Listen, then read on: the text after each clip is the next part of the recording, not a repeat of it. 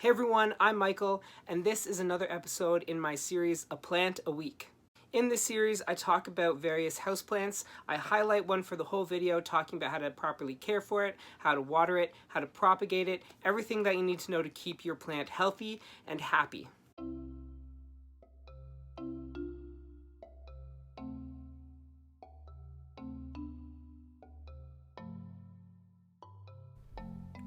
This common succulent is called Haworthia fasciata, or more commonly known as the zebra cactus.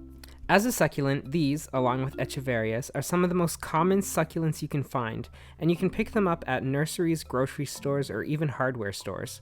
They stay relatively small and compact and are super slow growing as most succulent species are. These plants also flower, although mine currently aren't flowering. If they flower, you'll tend to see long stalks appear in the summer months, and then only if you've treated them pretty well throughout the year.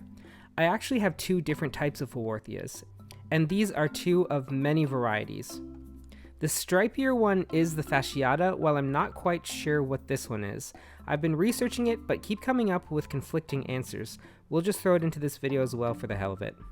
As a succulent, this plant wants well-draining soil. I have mine in a succulent and cactus potting soil, but for added drainage, I add more perlite and small chunks of orchid bark. You won't have to repot these plants often as they tend to stay small and compact. Now with succulents, there's this common misconception that they don't like water or need a lot of it. That isn't true. Most succulents like to be watered regularly, but they don't want to sit in soil as they're super prone to root rot. That being said, these plants are very tolerable of underwatering and can go a while without being watered thanks to its thick leaves which store water. I keep my cactuses and succulents in terracotta pots with holes to give them all the drainage and water wicking action that I can get, just to be extra safe because I have killed succulents in the past.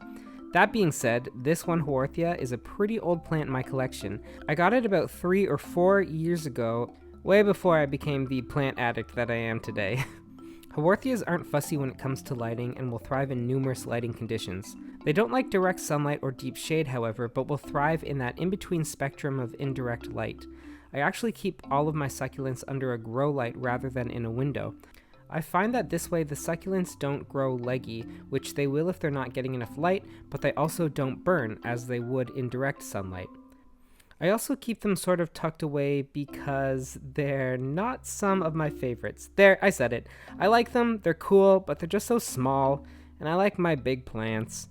Haworthias, like most succulents, will let you know when they're not getting enough light by becoming stretched.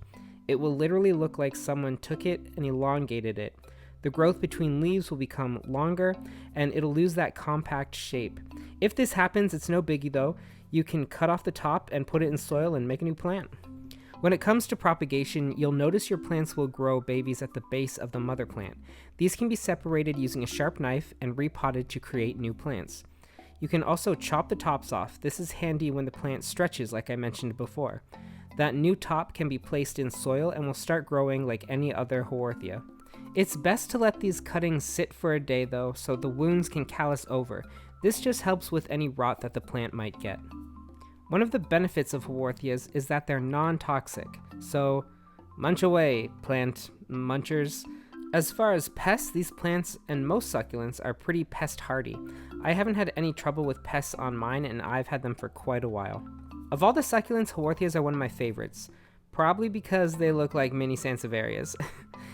And with the proper care, they can live for a long time. They'll never be big, show-stopping plants, but they're cute little accents here and there. And what more do you need? Thanks again for watching. Remember to like and subscribe for similar content. On Mondays, I post videos about houseplants.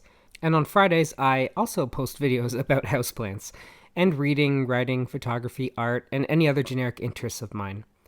As always, you can find my social media links in the description below. Also, you can find links to H&H Games, the board game company I've helped create, and our debut board game, Season of Heroes. You can also find the Amazon links to my fantasy series, A Chronicle of Crowns. Thanks for watching, bye!